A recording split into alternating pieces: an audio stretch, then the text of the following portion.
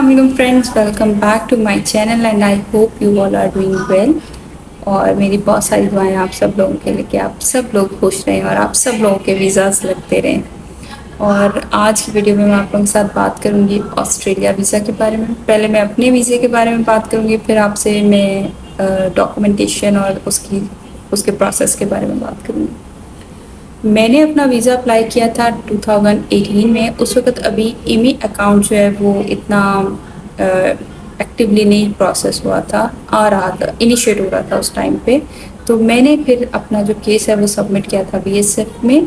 जैसे डॉक्यूमेंटेशन हम अभी शेंजन के लिए लेकर जाते हैं, बिल्कुल इसी तरह से मैं अपने डॉक्यूमेंट्स लेकर गई थी और वहाँ मेरा केस सबमिट हुआ था। मेरा इन्विटेशन बेस्ड था, लेकिन इन्विटेशन बेस्ड के साथ भी मेरे डॉक्यूमेंटेशन में मेरे सारे डॉक्यूमेंट्स, बैंक स्टेटमेंट्स, मेरे टैक्स रिटर्न्स, मेरी हर चीज़ अपडेटेड थी। जब मैंने अपना केस सबमिट किया था उसमें मेरे पास दो एडवांटेजेस थे कि एक मैं अपनी फैमिली के साथ अप्लाई कर रही थी, दूसरा मेरा इन्विटेशन बेस्ड था, तो मुझे उसमें ज़्यादा प्रॉब्लम नहीं आई। लेकिन फिर भी मैं अपने माइंड में ये सोचती थी कि मेरी एज एक फैक्टर हो सकती है, क्योंकि सिंगल पर्सन को वो कंसिडर करते हैं कि ये वहाँ जाके स्किप ना हो जाए या कुछ इस तरह से ना हो जाए।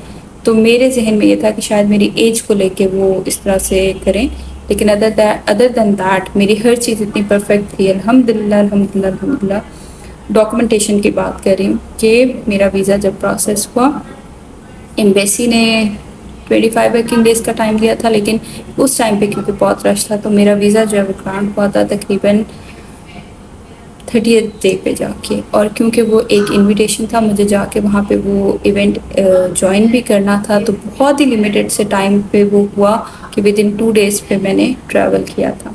आपका ई वीज़ा इशू होता है तो वो आपके पासपोर्ट के ऊपर एग्जिट एंट्री की स्टैंप नहीं लगाता। पहले इसका स्टिकर वीज़ा आता था, स्टैंप्स भी लगती थी, सब कुछ होता था, लेकिन अब जैसे जैसे वो अपग्रेड कर रहे हैं अब वो स्टैंप नहीं लगाते। तो फिर जब मैं कोई भी और केस प्रोसेस करती हूँ, यानी जिस तरह मैंने इसके बाद यूके का अप्लाई किया, तो फिर मैंने ये किया था कि मैंने अपनी टिकट और अपना जो वीज़ा था उसको पीडीएफ बना के साथ रखा था और साथ उसके अटैच कर दिया था। ये मेरे पास एविडेंस है और उनके पास ऑब्वियसली उनके रिकॉर्ड में है कि मैंने ट्रैवल किया हुआ है। अच्छा, अपनी वीडियो को आगे कंटिन्यू करने से पहले मैं आप लोगों को एक बात कहना चाहूँगी, आप इसको मेरी टिप ले सकते हैं कि आपके जो ट्रैवल हिस्ट्री होती है उसको बड़ा सेव करके रखा करें। आप ट्रैवल हिस्ट्री को कैसे सेव कर सकते हैं? पहले तो खैर मैं पेपर फॉर्मेट पे रखती थी, जो भी मेरे पास होटल बुकिंग और मेरी टिकट और सब कुछ होता था उसको मैं पेपर फॉर्म में यानी फ़ोटो कॉपी करके अपने पास एक सेट सेपरेट रखती थी। अब आप लोगों को पता है पीडीएफ का दौर है, कैम स्कैनर से स्कैन करें या स्कैनर से स्कैन करके अपने डॉक्यूमेंट्स की पीडीएफ बना के अपने पास रखें। आप जो भी ट्रैवल करते हैं, जहाँ पे भी ट्रैवल करते हैं, आप यूके गए हैं, आप मलेशिया गए हैं, आप थाईलैंड गए हैं, आप दुबई गए हैं, आप वियतनाम गए हैं, आप टर्की गए हैं, आप मोरक्को गए हैं, आप जहाँ पर भी जा रहे हैं, आपने उसकी टिकट परचेज़ किया, आपने उसका होटल बुक किया, आपने उसका कोई ट्रांसफ़र बुक किया है, वहाँ पे आपने कोई शॉपिंग की है, आपने जो भी चीज़ की है, जो कुछ भी आप वहाँ पर करते हैं, तो आप उसको रिकॉर्ड रखें अपने पास। क्योंकि जब आप ये बड़े कंट्रीज़ को अप्लाई करते हैं, जिस तरह यूएस हो गया, यूके हो गया, कनाडा हो गया, ऑस्ट्रेलिया हो गया, न्यूजीलैंड हो गया, खुद से तो देने की ज़रूरत नहीं है, वो तो एक जो स्पेसिफिक चीज़ चाहिए उनको हम वही बताएंगे। लेकिन अगर वो आपसे कोई रिकॉर्ड मांगते हैं तो आपका एक पूरा प्लान बना होता है।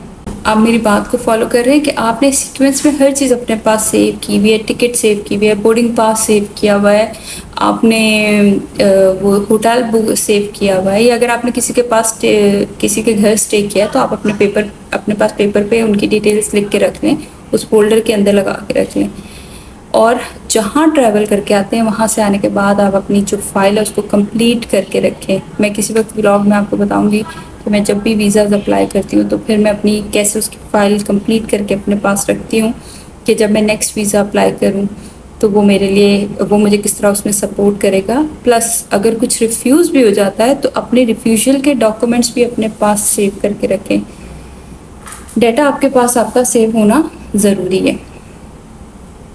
Back to the square one के हम आज ऑस्ट्रेलिया की बात कर रहे हैं।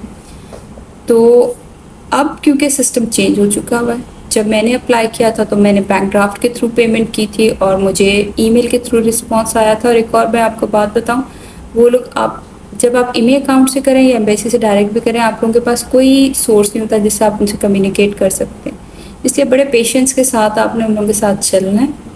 अपना ईमेल अकाउंट क्रिएट करें, उसके बाद सारी डॉक्यूमेंटेशन आपके पास है, आपका बैंक स्टेटमेंट, टैक्स रिटर्न्स, आपके जॉब या बिजनेस जो भी आप करते हैं, MRC, FRC, other than that कोई और इम्पोर्टेंट डॉक्यूमेंट, आपका ID कार्ड, हर चीज़ आपके पास है। ये आपने वहाँ पे अपना फॉर्म फिल किया, उसके बाद आप पेमेंट पे गए, आपने पेमेंट प्रोसेस की, कार्ड के थ्रू आपकी पेमेंट होती है, ईमेल अकाउंट में उसका अपडेट आ जाता है। जब उसके अंदर अपडेट आ गया तो उसके बाद आपने जाके आजकल वॉक इन के ऊपर ही वो ऑस्ट्रेलिया की बायोमेट्रिक कर रहे हैं। आपने अपना कार्ड, ID कार्ड, अपना पासपोर्ट और अपना वो बायोमेट्रिक लेटर लेके जाना है, अपना फिंगरप्रिंट कराना है और उसके बाद आपने वेट करना है अपने